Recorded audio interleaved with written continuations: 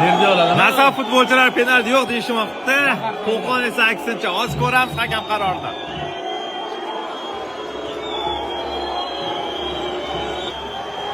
Tortishyaptilar.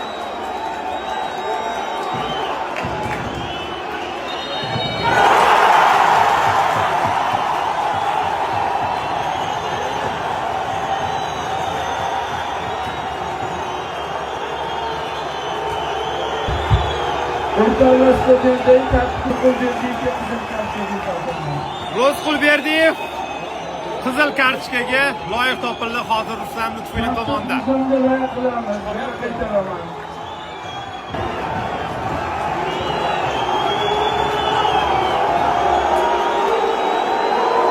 Ana xolos, Rozqulberdiyev o'yinni davom ettirmoqchi emas.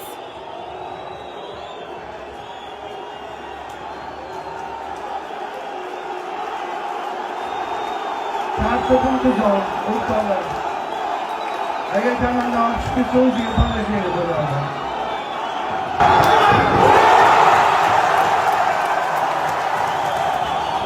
O'yin davom etdi va Qo'qon futbolchilar hisobni tenglashtirishmoqda. Endi bu fikrni kommentda so'kish shart emas, futbol shunaqa emotsiyalarga boy sport turi.